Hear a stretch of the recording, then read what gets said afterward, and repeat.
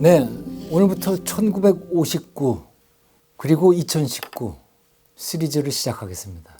금년 2019년 9월입니다. 첫 번째 주말입니다. 기해년에 그 3분의 2가 흘러갔습니다. 이제 4달밖에 안 남았습니다. 2019년의 세계 영화계의 풍경은 어떤가요? 미국 아카데미상은 그린북이 작품상을 받았습니다. 근데 조금 고개가 좀 갸웃해집니다. 과연 작품상 감인가? 좀 논란이 많았습니다. 그 정도로 미국 영화, 영어권 영화들이 그렇게 훌륭하지 않습니다. 산업적으로는 어벤져스 슈퍼히어로의 전성기입니다. 우리 라스트 필름 스쿨의 애독자들께서는 슈퍼히어로 영화 안 좋아합니다. 산업적으로는 넷플릭스의 전성기입니다. 이에 도전해서 9월 달에 아이폰 애플사가 새로운 동영상 글로벌 플랫폼을 시작합니다. 월트 디즈니도 본격적으로 나선다고 하고요. 곧 산업적으로 극장의 시대가 쓸쓸하게 퇴장하고 있습니다. 2019년은 영화 예술의 아주 흉년의 해입니다. 칸느 영화제에서 상을 대한민국의 봉준호 감독 기생충이 받았는데 자세하게 말씀드릴 시간이 있을 겁니다. 저는 별로 즐기지 못했습니다. 제가 본 가장 이상한 영화 중에 한 편입니다. 그래서 60년 전 1959년은 그렇지 않았습니다. 찬란한 영화 예술의 영광의 해였습니다. 400번의 구타, 프랑스와 트리포 감독, 알랭네 감독의 히로시마 내 사랑, 브레스리스 1960년 초에 개봉했지만 촬영은 59년, 프린트는 59년 말에 나왔습니다. 깜짝 놀랐습니다. 영화가 바뀌었습니다. 미국 영화는 배너, 그 거대한 스케일의 블록버스터 대작이 윌리엄 와일러 감독의 명연출 속에서 완성돼서 전 세계를 영화 팬들을 즐겁게 했습니다. 그리고 알프레드 히치코크의 부폭소로 진로를 돌려라 합니다. 저는 알프레드 히치코크의 모든 작품을 다 좋아하는데요. 그리고 그 영화들이 아마 지난 100년의 영화 역사 베스트 10을 골라도 3편 이상이 들어가도 조금 도 이상하지 않다 생각할 정도로 히치코크의 팬입니다. 그런데 그 중에서도 59년에 북북서로 진로를 돌려라가 걸작 반열에서 빼놓을 수 없다고 생각합니다. 이 정도로 화려한 해였습니다. 59년은 영화 예술의 그야말로 영광의 한 해, 기적의 한 해였습니다. 가벼워진 카메라, 감도가 높아진 필름과 함께 거리로 나가 쏟아지는 자연광을 기승전결의 뻔한 이야기, 관습적인 시나리오가 아니라 에피소드 구성으로 펼쳤습니다. 회화의 역사는 아마 아카데미 살롱전에 낙선한 인상파들이 그 옆에서 낙선전을 개최했던 그런 도전의 한 해였을 겁니다. 그래서 다시 영화 예술의 부활을 꿈꾸는 라스트 필름 스쿨에서는 1959년을 기억하면서 1959년의 대표작들을 매주 한 편씩 현재 예정인데 또 사정이 여의치 않으면 2주에 한 편씩 해서 그 영광스러웠던 60년 전에 1959년을 기억하겠습니다. 왜냐하면 60은 신비한 수, 100보다도 나눌 수 있는 공약수가 많은 수. 1, 2, 3, 4, 5, 6, 10, 12, 그렇죠? 15, 20, 30, 60. 그래서 100보다도 약수가 많은 신비한 수입니다. 그래서 그 신비한 60을 기억하면서 1959년 특집 프로그램입니다. 첫 번째 시간은 브레스리스, 불어로는 아부두스 불인가요? 숨이 넘어갈 때, 장리 고다르의 데뷔작입니다. 내 멋대로 해라. 브레스리스는 1959년 장리 고다르가 29살에 만든 흑백 영화입니다. 제작비 $12만. 촬영 기간 고작 4주, 상영 시간 89분. 그야말로 손으로 빚은 수공품입니다.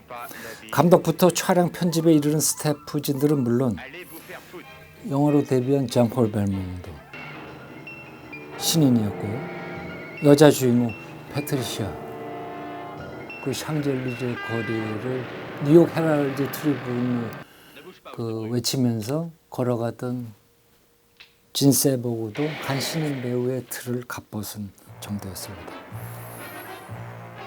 이야기는 너무나 단순했죠. 이게 무슨 이야기가 돼? 저런 하찮은 이야기가? 이런 의심이 갈 정도였습니다. 주인공은 미셸 부아까르. 좀 수상한 사나이입니다. 그렇다고 뭐 아무까지 깡패는 아니고요. 그런데 이상하게 직장을 갖고 결혼해서 아이 낳고 살아가는 보통 사람들의 생활에 관심이 없어요. 심지어 우습게 생각하고 혐오합니다. 인생을 그저 하나의 스포츠처럼 생각합니다. 길가에 주차한 멋진 승용차, 포드 승용차, 이렇게 그냥 집어 타고 달리다가 경찰이 뒤쫓아옵니다. 그래서 정말 아무런 생각도 없이 까미 이방인처럼 그저 좀 귀찮다는 생각에 총을 쏴서 경관을 죽입니다. 그리고는 파리로 옵니다. 그리고 미국인 여자친구 진세보고 파트리시아에게 갑자기 이유도 없이 태양의 나라 이탈리아로 가자. 이탈리아라고 소리칩니다. 아마 이 정도까지 보신 고전 영화의 팬들은 야 이건 뭐 장난치는 거야? 욕했습니다. 이 영화가 1959년 2월에 베를린 영화제 프랑스 대표작으로 선정되자 여론이 들끓었습니다. 정말 국가적 창피다. 이게 뭐 깡패 영화, 예? 이게 뭐 하찮은 영화, 신감독의 영화가 뭐냐. 하지만 미셸, 이 경찰에 쫓긴다는 사실을 알게 되자 파트리시아는 잠깐의 망설임 끝에 경찰에 전화를 겁니다. 패트리시아도 그저 약간 귀찮았기 때문입니다. 사랑이 없는 겁니다. 공감이 없는 세상입니다. 1959년입니다. 1945년 2차 세계대전이 끝났습니다. 불과 15년 만에 청년들은 다시 세상이 권태롭다는 걸 알았습니다. 그런 얘기입니다. 파트리시아는 미셸에게 또 자신이 경찰에 신고했다는 얘기를 합니다. 그러자 미셸은 그저 얼굴을 약간 찡그리고 충분히 문을 두들길 경찰을 피할 시간적 여유가 있지만 모든 걸 포기해버립니다. 인생은 그냥 스포츠니까.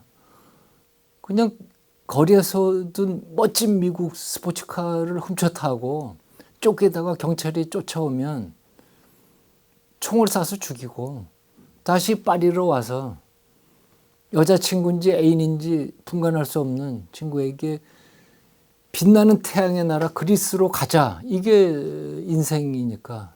이유는 그냥 스포츠니까. 미셸은 인생은 스포츠, 인생은 드라마라는 그의 지론을 증명해 보이기라도 하듯 거리로 뛰어나갑니다. 영화 사상의 명장면.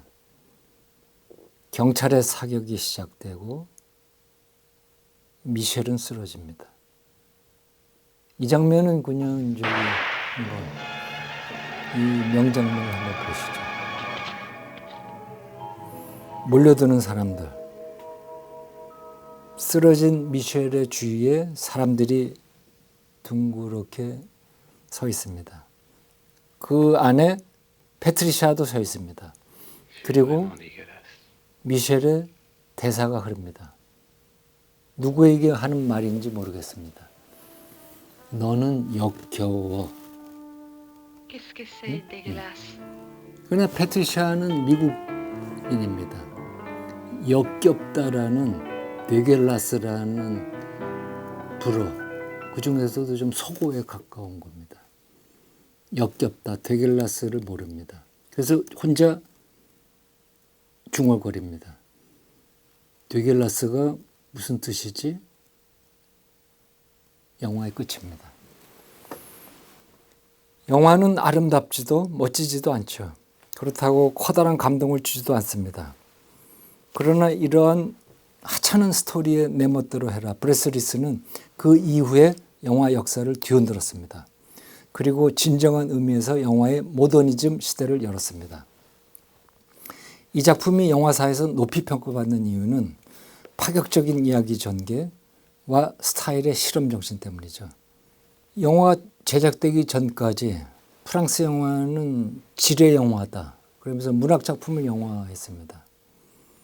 고상한 주인공들의 도덕적 위기를 그렸습니다. 영화의 이야기 구성은 인과성을 철저하게 지켰습니다. 모티베이션, 등장인물의 모티베이션으로 사건은 전개됐습니다. 그것만이 영화라고 생각했습니다. 이미지, 비주얼 스타일이 먼저가 아니라 스토리가 먼저입니다. 지금 보면 본말이 전도된 겁니다. 트리포, 고다르, 레네, 샤브롤 이런 누벨바그의 전사들은 그건 영화가 아니야. 그건 소설일 뿐이지 라고 항의한 것입니다. 고다르는 그러한 이야기들은 할리우드가 만든 허구며 우리가 사는 이 뚜렷한 목적도 없고 우연에 가득 찬 현실 세계의 실제 리얼리티하고는 아무런 관계도 없어 라고 생각했습니다. 그래서 그는 영화를 마치 수필을 써내려 가듯이 자유롭게 찍어나갔습니다. 엄격한 컨티뉴이티, 연속성의 편집보다는 즉흥 연기, 작가의 영감, 시나리오를 현장에서 고쳤습니다.